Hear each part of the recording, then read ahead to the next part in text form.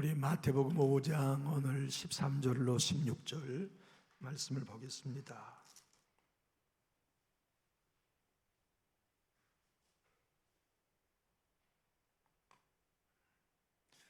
우리 한 목소리로 합독하실까요?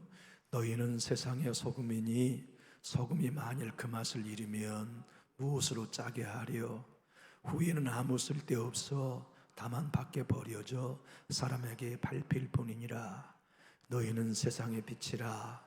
산 위에 있는 동네가 숨겨지지 못할 것이요 사람이 등불을 켜서 말 아래 두지 아니하고 등경 위에 두나니 이러므로 집안 모든 사람에게 비추느니라. 이같이 너희 빛이 사람 앞에 비추게 하여 그들로 너희 착한 행실을 보고 하늘에 계신 너희 아버지께 영광을 돌리게 하라. 아멘.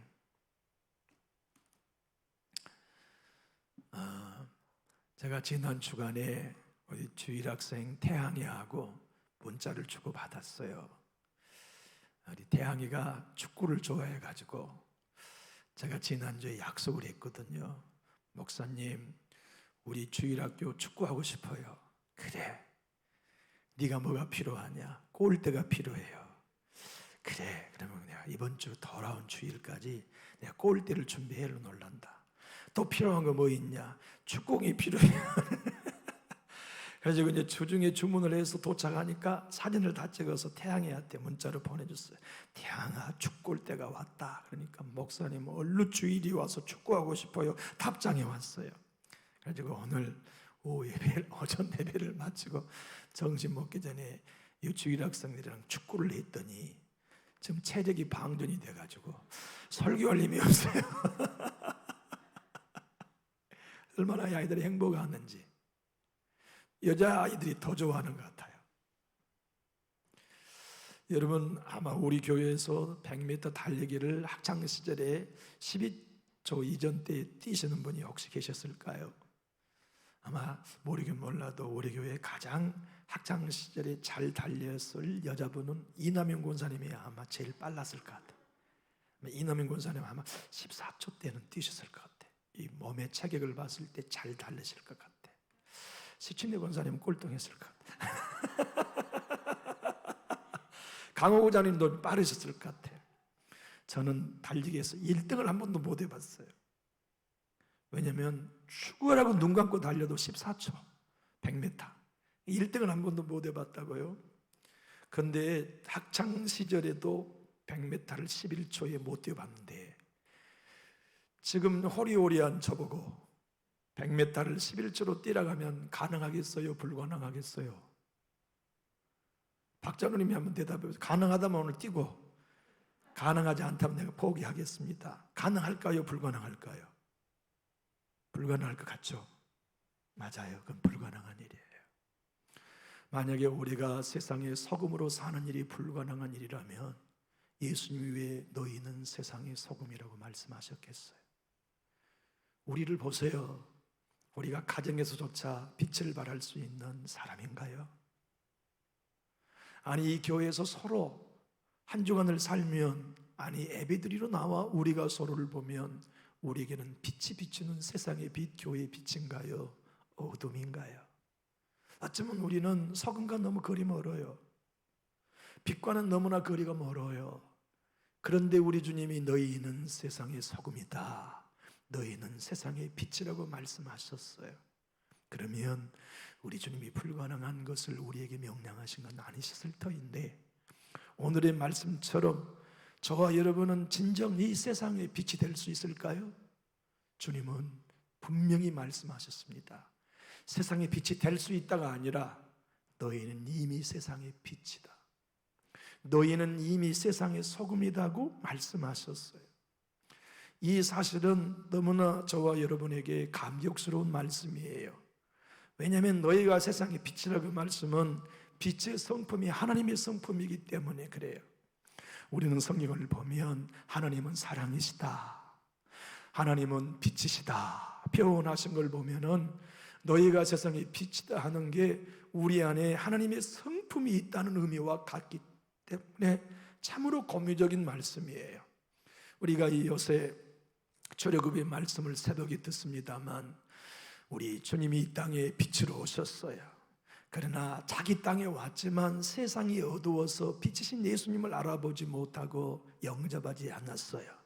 그러나 영접하는 자, 곧 그 이름을 믿는 자들에게는 하나님의 자녀가 되는 권세를 주셨다고 요한복음 1장 1절로부터 11절에서 말씀하세요. 우리를 빛이라고 말씀하신 것은 저와 여러분이 예수와 똑같은 존재인 것을 주님이 말씀해 주셨어요. 그런데 여러분, 우리 안에는 빛을 생산하는 발광체가 없습니다. 목사인 저도 강단에 섰지만 지금 빛나지 않잖아요. 여러분 동네에 나가거나 가정에 가셔도 우리 몸에서, 우리 얼굴에서 빛난 건 아니잖아요. 예수님이 너희는 세상에 빛이라 하실 때 우리 안에는 처음부터 지금껏 빛을 발할 수 없어요. 다만 발광체이신 하나님께로부터 온 빛을 우리가 깨끗한 거울이 되어서 반사해 주는 반사체가 되면 우리 때문에 예수님이 드러나 빛이신 예수님이 세상에서 보게 돼요. 우리가 깨끗한 심령이 되어서 주님의 빛을 받아 반사한 반사체가 되면 빛이신 사랑의 하나님이 우리를 통하여 드러나요. 그래서 마틴 노이 존슨은 주님이 우리에게 너희는 세상의 빛이라 하시는 말씀은 우리가 빛을 발할 수 있는 존재가 아니라 빛이신 하나님께 은혜를 받아 세상의 은혜의 빛을 반사함으로써 우리가 빛이 되었다는 의미라고 설명해 주어요. 사랑하는 교우 여러분, 하나님은 빛이시기 때문에 목사인 제가 나를 비워 반사체인 거울이 되기만 하면 강단에 설 때마다 제 얼굴에 나선 빛이 아니고 하나님께로부터 오는 은혜의 빛을 여러분에게 반사해 드릴 수 있어요. 예수님께로부터 오는 생명의 빛을 제가 바란 게 아니고 반사체가 되어서 여러분들에게 예수 사랑을 경험하게 하고 성령의 은혜를 맛보게 하며 기도의 응답을 누리게 하는 반사체로 사명을 감당할 수 있지요. 주님은 우리에게 말씀합니다. 너희가 세상에 빛이라 하실 때에는 너희가 발전소가 아니고 거울이다. 너희의 심령이 가난한 자가 되어서 사람들을 사귀어봐라. 그러면 가난한 심령 너희들의 언어를 빛으로, 거울로 삼고 너희의 얼굴을 거울로 삼아 나 예수를 사람들에게 보여줄게. 나 성령을 사람들에게 보여줄게. 나 하나님을 너를 통하여, 심령이 가난한 너를 통하여, 자기를 부인하는 의에 줄이고 목마른 너의 성품을 통하여, 인격을 통하여 내 빛을 그 사람들에게 보여줄게. 이 장로님을 만나면 뭐가 느껴져. 남존육교 이 권사님을 만나면 뭐가 달라. 이분에게는 예수님이 느껴진단 말이야. 이분에게는 성령님이 느껴진단 말이야 하고 불신자든 다른 교회 신자이든 우리의 가족이든 그걸 느낄 수 있게 하시는 것이 어디 있느냐? 팔복의 삶이 우리에게 사라질 때, 심령이 가난한 자의 삶을 진짜 살고 의에 줄이고 목마른 자의 삶을 진짜 살고 마음이 청결한 자의 삶을 진짜 살고 화평케 하는 자가 진짜 되어지고 온유함이 우리의 성품이 되어져서 그것이 우리의 신앙이 되고 인격이 되면 우리에게서 빛이 난 게 아니고 반사체인 우리들을 통하여 하나님의 빛이 세상에 보인다. 그 말씀을 주님이 우리에게 들려주셨어요. 저는 우리 남전육교회가 반사체가 이미 되었다고 믿어요. 저도 부족하지만 내가 죽고 예수로 살면 저를 통하여 반사체가 되어서 우리 예수님이 예배 때마다 성도님들에게 경험되어지고 맛보게 되어지기를 원해요. 여러분이 가정에 가면 우리가 반사체가 되어서 성령의 빛을 발하고 예수의 생명을 발하고 하나님의 영광을 발하는 아름다운 신앙의 소금, 빛으로 주님이 우리를 만들어 주셨어요. 네 스스로의 인격을 다듬고 네가 열심히 네 삶을 깨끗이 유리창처럼 닦아 반사체가 되라고 말씀하지 않으셨어요. 나를 믿고 정말 자기를 부인하고 심령이 가난하여서 나는 아무것도 아닙니다. 주님의 은혜가 필요합니다. 주님의 은혜만이 나를 변화시켰고 나를 통하여 내 가족도 아버지의 은혜는 변화시킬 수 있습니다를 고백하면 하나님께서 저와 여러분을 통하여 당신을 보여주신다고 약속하셨어요. 우리 한번 따라해 주실까요? 나는 빛이 아닙니다. 그런데 나는 빛입니다. 이게 주님의 말씀이에요. 우리로 빛을 발하라고 하지 않으셨어요. 너를 통하여 빛이신 예수님이 반사되면 된다. 너를 통하여 빛이신 하나님이 반사되면 된다. 남전육교회를 통해 생명의 하나님의 빛이 반사되면 된다. 우리의 대화도 반사예요. 우리의 교제도 반사예요. 우리의 나눔도 반사예요. 끊임없이 우리가 예수님을 반사에 드러내고 나타내 드리는 삶을 사는 것, 그것이 내 주님이 오늘 본문 13절과 14절에 너희는 세상의 빛이다 말씀하셨어요. 사랑하는 교회 여러분, 13절에서 주님은 너희는 세상의 소금이다, 14절에서 너희는 세상의 빛이다, 15절 한번 비춰보실래요? 15절 함께 읽어볼까요? 시작. 사람이 등불을 켜서 말 안에 두지 아니하고 등경이 두나니 이름으로 집안 모든 사람에게 비치느니라. 너희는 등불이다 말씀하셨어요. 근데 여러분, 우리 주님의 관심은 언제나 여러분과 저의 가족입니다. 주님이 여러분과 저로 말미암아 반사체가 되어서 움직일 때마다 빛 대신 예수님을 드러내고 입을 열 때마다 빛 대신 하나님을 드러내야 할 곳이 가장 먼저 15절에 어디라고 말씀하셨어요? 네가 사는 네 집 가족에게 빛을 발해라. 여러분, 우리가 예수님 따라 팔복으로 살면 아내에게 남편이 말하게 될 겁니다. 당신 요새 달라졌어. 정상입니다. 우리가 정말 팔복으로 살고 나를 부인하고 심령이 가난한 신자의 삶을 살면 딸이 엄마 보고 얘기합니다. 엄마 요새 달라졌어. 사위와 딸이 처갓집에 왔다 돌아가면서 사위가 조용히 말하기 시작할 거예요. 여보, 장모님이 달라졌어. 장인 어른이 달라졌어. 뭐가? 뭐긴 몰라. 분명히 은혜가 느껴져. 우리가 말이죠, 은혜 가운데 살면 가장 먼저 가족이 느껴요. 가장 먼저 느껴요. 내가 세상의 빛이 됐다, 내가 세상의 등불이 됐다. 가장 먼저 누가 느끼냐? 교회에서 친한 내 형제 자매들이 느껴요. 우리 권사님 달라졌어. 말씀한 게 은혜로워. 야, 우리 아무개 집사님 달라졌어. 마음 쓰는 게 넓어졌단 말이야. 아, 아무개 참 많이 달라졌어. 요새는 밥도 살 줄 아네. 예를 들면 이렇게 우리가 은혜 안에 반응하면 가까이 있는 사람들이 느껴요. 주님이 분명히 15절에서 말씀하셨어요. 세상의 빛과 등불이 되면 가장 먼저 누구에게 비치느냐? 집안 사람 모두에게 비친다고요. 저는 세상 많은 사람들에게 등불이 아니어도 괜찮아요.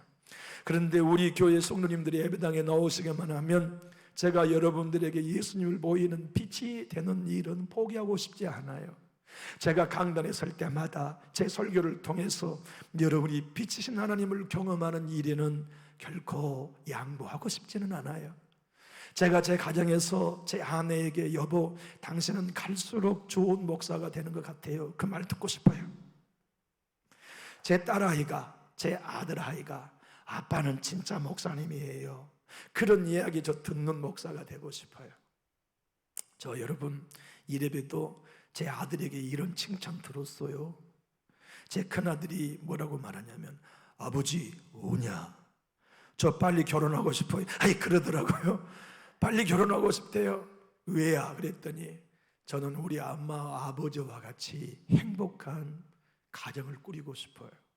제 꿈은요, 엄마 아버지와 같은 가정을 꾸리는 게 제 인생의 목표예요. 그러더라고요. 이야, 그러면 저 성공한 거 아닙니까?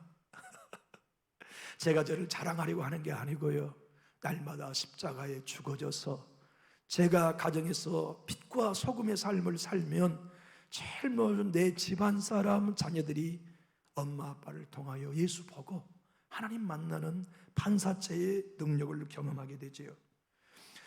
다윗은 우리 주님이 선한 목자가 되셔서 자기의 삶을 인도하시는데, 원수의 목전에서 내 머리에 기름을 바르시고 원수들이 바라보는 가운데 내게 밥상을 차려주실 것을 노래했어요. 그런데 여러분, 목동이었던 다윗은 양의 머리에 기름을 바른 의미를 정확하게 알았어요. 맥스케이도 목사님은 목자가 양의 머리에 기름을 바른다는 다윗의 시편 23편의 말씀의 의미는 세 가지였대요. 목자는 알아요.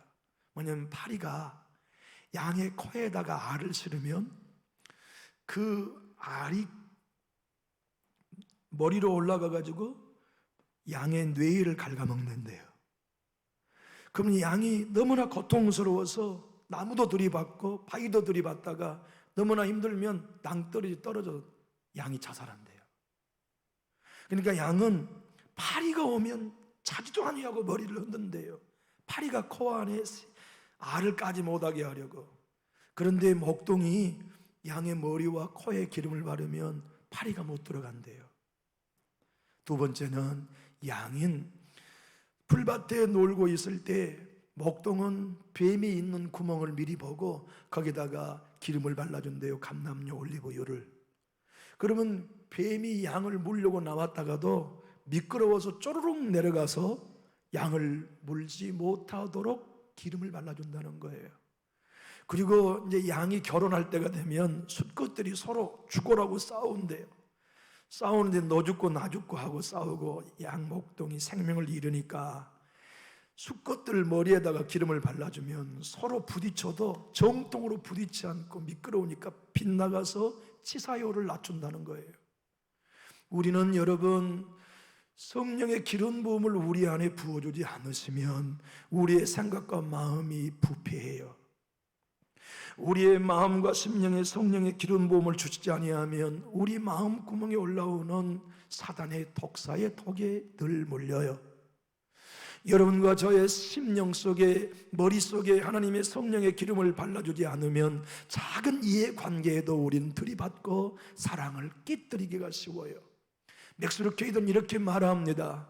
성령님의 은혜를 우리의 마음에 발라주셔야 한번 따라해 볼까요? 우리는 하나님의 뜻대로 살아갈 수 있습니다. 좋으신 하나님이 우리에게 성령으로 와 계십니다. 성령 없이는 교회 될 수 없습니다. 성령의 기름 부으심이 없이는 우리는 빛의 사명, 소금의 사명을 감당할 수 없어요. 들이받는 일이 우리의 일이 될 것이고 우리가 늘 덕에 쏘이고 쏘임받는 일로 신앙생활을 전부 소진해 버릴 거예요. 우리의 생각이나 마음에 팔이 악한 것들이 알을 실어 저와 여러분으로 온전한 신앙과 생각을 살지 못하도록 역사하는 영이 바로 어둠의 영이기에 성령은 우리의 마음에 기름 부음이 되시고 우리의 머리에 기름 부음이 되시고 우리의 관계에 기름 부음이 되셔서 빛이 되게 하십니다. 등불이 되게 하십니다.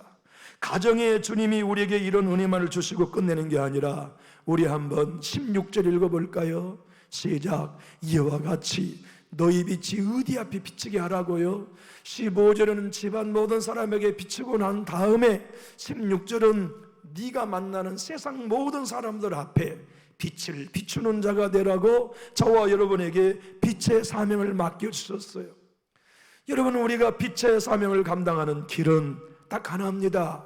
발복의 말씀대로 우리가 매일매일 우리 언어가 착한 언어요, 우리 행실이 착한 행실일 때 그 착한 행실이 곧 빛이 된다고 약속해 주셨어요.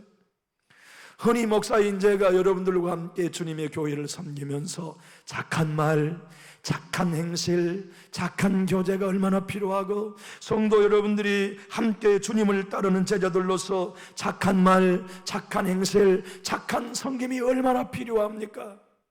만약 우리가 성령의 기름 부음이 없고 우리의 마음에 가난한 심령과 의에 들고 목마른 심령과 화평하고 온유하며 청결한 마음을 하나님이 우리에게 끊임없이 살아가도록 감동하지 않으신다면 우리는 언어 가운데 착한 언어 안 나오고 불평의 언어가 전부가 될 거예요.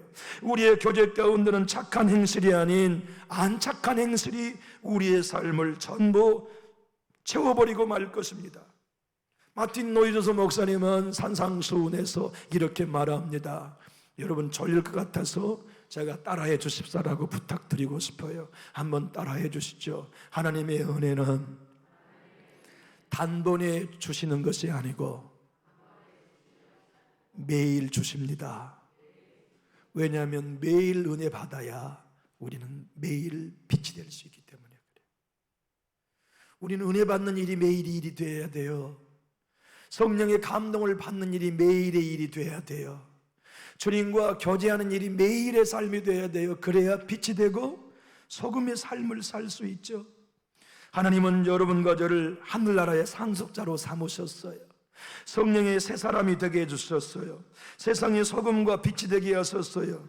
새 성품도 주시고 새 피조물이 되게 하셨어요. 우리의 노력의 결과가 아니에요. 우리의 선택과 상관없이 예수님의 십자가를 통하여 연합시켜 그 일을 공짜의 은혜로 이루어 주셨어요. 그리고 그 생명을 갖는 여러분과 저로 말미암아 그렇게 빛이 되도록 삼아 주셨어요. 소금이 되도록 만들어 주셨어요. 그분의 성령님이 저와 여러분을 통해 이 빛이신 예수님을 세상에 보이고 직장에 보이고 이웃에게 보이고 빛이신 하나님의 사랑과 은혜를 저와 여러분이 거울이 되어 넘쳐나게 하시는 분이 은혜의 하나님이세요. 하나님의 사람 셀린 휴지라는 사람은 하나님의 은혜를 이렇게 말합니다. 여러분 한번 따라 하실까요? 하나님의 은혜를 경험하지 못한 사람에게는 하나님의 은혜는 말도 안 되는 스캔들이다. 여러분, 우리 은혜 받을 자격 없어요. 그런데 우리에게 넘치는 은혜를 주신 것은 말도 되지 않는 스캔들입니다. 부족하기 때문에 은혜를 더 주시는 스캔들이 하나님의 은혜예요. 주님의 교회를 충성하고 빛과 소금의 사명을 감당하기 있기 때문에 더 큰 은혜를 주신다면 그건 은혜라고 할 수 없지요. 아무리 생각해봐도 나는 빛이 될 수 없는데 당신의 넘친 은혜를 주시어서 가정에서 빛을 비추게 해주시고 세상에 나아가 그 은혜로 빛이 되게 하신 것을 보니 은혜는 말도 안 되는 스캔들인 겁니다. 그 스캔들이 우리를 걸어가게 합니다. 그 스캔들이 우리로 춤추게 합니다. 그 스캔들이 우리를 소금되게 합니다. 그 스캔들이 여러분과 저를 예수의 사람으로 살아가게 해주세요. 세상 사람들에게 보이는 스캔들이 아닌 말씀으로 오는 스캔들, 주님의 넘친 은혜로 오신 그 스캔들의 은혜가 자격 없는 우리를 세상에 비추게 하시고 가정을 비추게 하시고 이웃을 비추게 하신다고 하니 이 은혜가 얼마나 아름다운 발광체입니까? 사랑하는 교회 여러분, 우리를 부인하면 예수님의 생명의 빛이 우리를 향하여 나타납니다. 여러분, 우리 남전주교회가 예수로 충만하고 예수의 빛을 비추는 진정한 발광체가 되기 원하신다면 우리 힘있게 아멘합시다. 우리 교회가 정말 예수를 비추고 하나님을 비추는 방법은 목사인 저로부터 죽는 겁니다.